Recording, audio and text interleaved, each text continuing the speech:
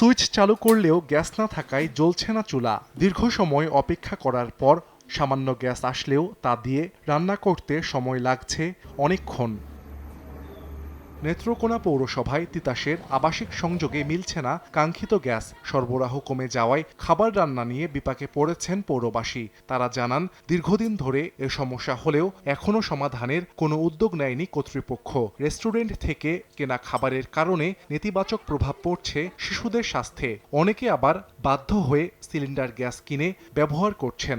Gas অনেক কম, রান্না করতে অনেক সমস্যা হয়, সকালে নাস্তা করা যায় না, বাচ্চাদের বাইরে থেকে খাবার আইনা তারপরে খাওয়াইতে হয়। যখন বিকালে একটু আসে রান্না করতে যাই তাও থাকে না। 9টার পর থেকে কোনো গ্যাস থাকেই না, মানে একটু একটু আগুন একবেলা রান্না করে খাইতে হয়। অবৈধ কোথায় ইউজ করতেছে না ইউজ করতেছে এগুলো খুঁজে খুঁজে তারা বের করবে, যে বের করে তারপর বের করে ওগুলো কাটা দিবে। মাঝে মাঝে তো এরকম হইতাছে, শীতের মধ্যে সবচেয়ে বেশি আর কি। গ্যাসের যে সংকটটা সেটা একটা কৃত্রিম সংকট, এবং পাশাপাশি যে অবৈধ সংযোগগুলো আছে সেগুলো এই গ্যাস সংকটে দায়ী। কম সরবরাহের অজুহাত তিতাসের, পাশাপাশি অবৈধ সংযোগ না নেওয়ারও আহ্বান সংশ্লিষ্ট কর্মকর্তার। গ্যাসের যে সাপ্লাইয়ের কিছুটা ঘাটতি আছে, যার ফলে এটা সামগ্রিকভাবে শুধু নেত্রকোনা না, তিতাসের যে আওতাভুক্ত যতগুলো 13টা জেলা, সবগুলি জেলাতেই সেম সমস্যা। আশা করি কিছুদিনের মধ্যে সমস্যার সমাধান হবে। আসল সমস্যা নেত্রকোনা পৌরসভায় তিতাসের আবাসিক গ্রাহকের সংখ্যা 5,600।